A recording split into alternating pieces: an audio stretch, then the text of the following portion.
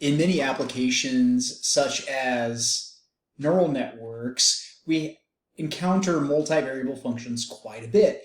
And there's a process called gradient descent that is used to actually optimize those functions. But first, it is important that we learn a little bit about multivariable functions and their rates of change. So any function that has exactly one output, that's the key here, but has multiple inputs is called a multivariable function or a multivariate function. And what we should notice right off the bat here in this notation is we have kind of the standard output notation like we would say in regular algebra, univariate algebra. That means one variable algebra. We would say y is equal to f of x. And then we'd maybe have some expression for that, say 2x plus 3.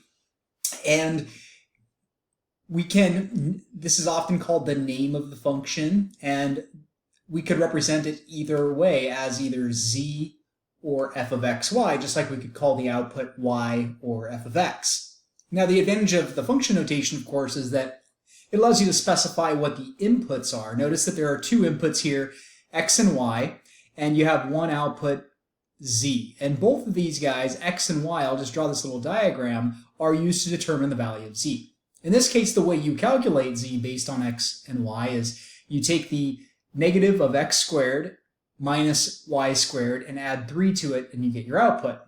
So for example, if we were to calculate what is f of 0 comma 0, well, that would be for an x value of 0 and a y value of 0, we'd get negative 0 squared minus 0 squared plus 3, which gives us an output of 3. So what does that mean? Well, here's actually this surface. This is what we call a paraboloid. Notice, looks like a quadratic function in both variables. And here we have an x-axis and a y-axis. But we need a third axis because we have 3 variables, 2 inputs and 1 output. So we have what we sort of can refer to here as the input plane. Okay, a plane is a flat surface, and it's an input plane because every single ordered pair represents an input. And then to represent the corresponding output, we'd actually need a third component. So that represents this point right here at the top. That is an x value of 0. So along this axis, we would go 0 units. Imagine you're standing at the corner of a room, and you go 0 units in one direction, 0 units in the other direction, but then 3 units in the z direction. So this ordered, we can't call it a pair anymore, it's an ordered triple, would be the point 0, 0, 3. Or you could represent that as, or to say f of 0, comma 0 equals 3. And at this point, of course, we notice one thing, that is the maximum of it, and that's what we would be interested in locating using the concept of rates of change. So we actually have not just one rate of change, we have 2 rates of change. How does our output respond when we change x versus how does our output respond if we change y? So for instance, maybe z represents a crop yield, and x represents how much water you give your crop, and then y represents maybe how much fertilizer. So we may want to know how much does your crop yield change if you increase the amount of water by 1 unit versus how much does the crop yield change by when you increase the amount of fertilizer by 1 unit. And so we have names for these. We could say instead of dy dx, we'd actually say dz dx. So that would be the change in z divided by the change in x. Now notice that we're using this partial notation here, this partial operator. That is the same thing as saying, dz dx, but in multivariable calculus, to indicate that there would be more than one input, this notation is often used instead. It means the same thing as saying dz dx, but we will use the partial derivative operator. And so that's asking, if we change x, how does z change? And if we change y, how much does z change by? Okay, so again, if we think in terms of crop yield, how much does your crop yield change by if you increase the amount of water you give it? How much does your crop yield change by if you change the amount of fertilizer you give it? Unfortunately, we can't call this z prime anymore like we would in regular univariate calculus. So back when we're looking at this function, we might say, well, y prime, its derivative would be 2. It would be the slope of that function. This is a line, so the slope of 2x plus 3 is just 2. But it would get a little confusing if we just said z prime, because we really wouldn't know whether that's a change in z because of x or a change in z because of y. And so rather than to use the prime notation, dz dx can actually be written in terms of the function notation as f sub x of xy. So this is dz dx. That's the function that would say, well, what happens to z if you change x by a little bit? And this would be the same thing as saying, how does z change if you change y a little bit? And it's more convenient to use this notation because, of course, you can specify what inputs you're feeding it. So keep in mind that the point will rely on 2 values, but then how much is z changing by at that point? And similarly here, if you look at a specific ordered pair on the input plane, how much will z change by if you change y by a little bit?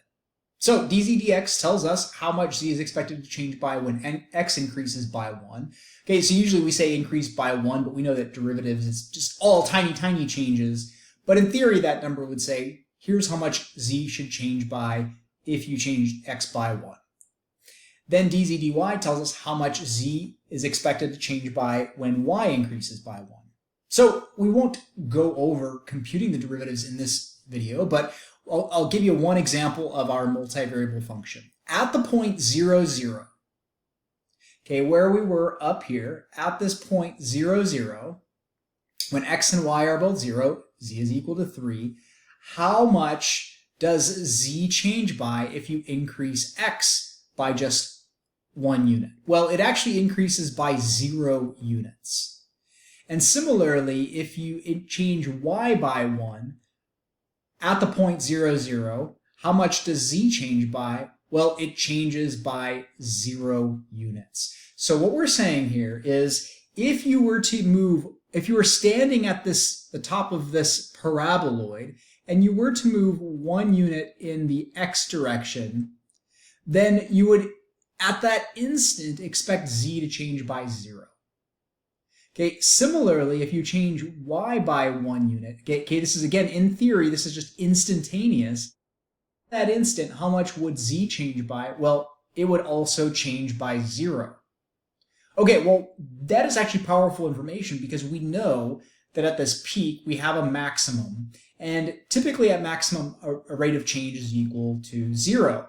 So if I thought in terms of 2 dimensions, and I looked at this point right here, and that's a maximum, we know that this is y and this is x, we know that f prime at that point, we'll just say this is the point, maybe this is an x value of 2, f prime of 2 would equal 0.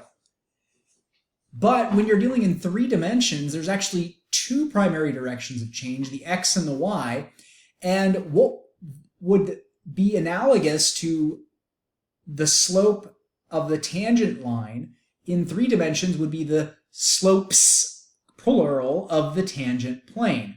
So imagine that what we have here is actually these slopes indicate the 2 tilts that would be associated with a plane, a sheet of paper. Now imagine a sheet of paper, right? You could take a sheet of paper and imagine this is a 2-dimensional sheet of paper. You could tilt it this way or this way, right? From this end. So you can make the sheet of paper look like this. But you could also tilt it, along the length, right? Along this way, you could actually tilt it back and forth to maybe make it look more like this, right? I could kind of tilt this thing. I don't know how you describe it, maybe a rotation in either direction, this way or this way. And then you could also lift the ends up and down, so you have two different points of rotation. Now in our case, because the slope in both directions is 0, what you would imagine is this to be a flat sheet of paper sitting on top. Now, the idea is if you take a two-dimensional function and you zoom in on that point, what you should see is a straight line, if you zoom in enough, with a slope of 0. I'm going to show you. Now, if we zoom in on this point in 3 dimensions, what we should see is a flat sheet of paper sitting perfectly horizontal to the surface, the xy input surface below. So here I just have negative x squared plus 3, and this is kind of similar, right? Because we're looking at a 3-dimensional graph that has negative x squared minus y squared plus 3, but in a 2-dimensional function it would look like this. And the idea of the slope of the tangent line at the point x equals 0, the slope of that tangent line would be 0. And what I should see when I zoom in close enough is that I get local linearity. I basically approximate that function as I zoom in enough. Notice that that's a horizontal line that has a slope of 0. Now if I look in 3 dimensions, you can rotate this all around. You can see it from the bottom. It kind of looks almost like the tip of a bullet, or perhaps a funnel of some sort, almost conical in a way. When I zoom in on the top point here, watch what happens. Okay, you can see it's still dome-shaped, right? But as I'm zooming in more and more on that point, what we should see is that the slope of that surface gets closer and closer and closer to being a surface that is perfectly horizontal to the XY input plane. Okay, try to zoom in as much as I can here. Maybe it takes a little bit more effort to do that here, but you can see that that plane is nearly perfectly flat.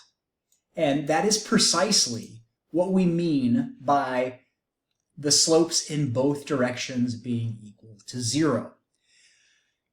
That fact happening could actually be one of a few possibilities. It's not necessarily just a min or a max where you get these critical points. You could actually have what's also called a saddle point, and we'll explore that a little bit more later.